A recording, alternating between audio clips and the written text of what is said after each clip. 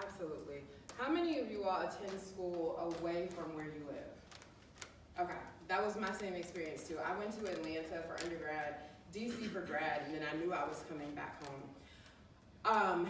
The first thing that I want to uplift at what you said, while you are in those areas, you are a part of those areas. So I would get to know who your local government people are, who your state government people are, because you don't get to hide out on your campus and pretend like you have this shield. Like, state and local laws impact you because that's where you're living, right? So getting to know, okay, like, noise ordinances were a big thing for us in Atlanta. We got in trouble a lot. But yeah, so it was just kind of like just getting to know what's going on in the local area. But something else that we did was we stepped off the campus and made sure that we were in a meaningful and not like savior way, but integrating into community programs that were servicing the local area. So say for instance here, CNU does a great job of having people available to work with programs that we already have. So they're not creating new things and telling people that they don't have any idea what their life experience looks like, how they should fix it, but really becoming a part of what's already in the infrastructure. So I did that in college. I also was a part of mayoral campaigns. So Shirley Franklin who was running for Atlanta mayor when I was there, a little older. But that was really cool. She won, and then we were working on lots of other things. So I had that on my resume, but I also brought with it not just pretending to be a part of it so I could have it on my resume. I brought with that experience. So like door knocking in urban areas is very different. I don't even care about Newport News. Like Newport News is not Atlanta. Like door knocking in urban areas, it will mold you into a stronger human being. And then going out to the counties in Atlanta, when you realize outside of a certain, highway area, it gets another type of interesting that will also make you a stronger type of person because it is still Georgia. Yes. But then just learning how to think on my feet, learning how to deal with challenges. My parents didn't know how to prepare me for some of these challenges because they didn't go through them, right? So having to just like dive in, I worked with a lot of youth groups. I worked with a lot of reading readiness programs because I really, really understood the importance of reading early in life. And so I just came back here. I got into a terrible car accident on the way home from graduation. And actually had to take some time off because I couldn't walk for a long time.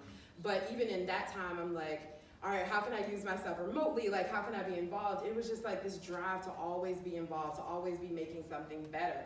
I wasn't doing it for the purpose of a great resume, but when I was in that moment at 2014, when they were telling me what great of a person I was, if you looked at my track record, I had been doing all of the things that they said that they wanted in a candidate, whether it was for that purpose or not. And I think having done it not specifically for the purpose of running for office actually made it more authentic and more genuine. But hey, do you? But when you're in the programs and when you're doing the events, make sure you're in the moment. Like don't get a mentee just because you want to run for office. That mentee will know that you're faking it. There won't be a real connection. You won't really be making the impact on their life that they actually need. But yeah, being in a mentorship process is something that can give you the skills that you need in order to be a better leader. So I think it's a healthy balance of both. Just do it for the right reasons. But I really think of everything that you asked me, what I wish I had known was what I wanted to do and what I wanted to be, and that I could have maybe had a better, more solidified track towards it.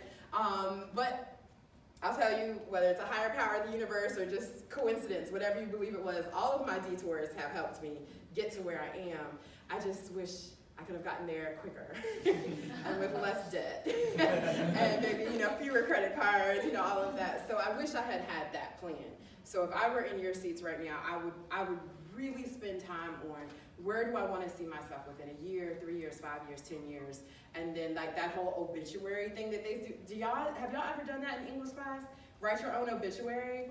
Dude, that was harsh. I was in English 101. This was like the first week and they made us write that. But it was really, really eye-opening.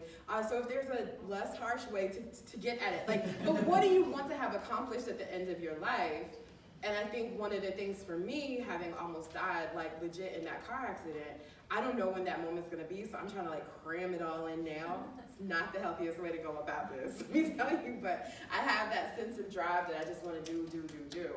I just need to make sure that I'm organizing and planning so that that do goes towards my goal.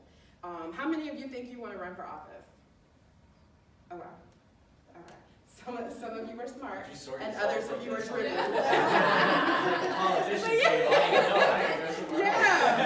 Yeah.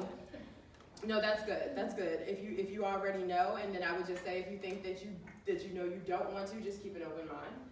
If an opportunity presents itself and you're the best person, don't talk yourself out of an opportunity or a blessing that you could be to others. Because that's what I would have done if I had been allowed. But thank you for your question.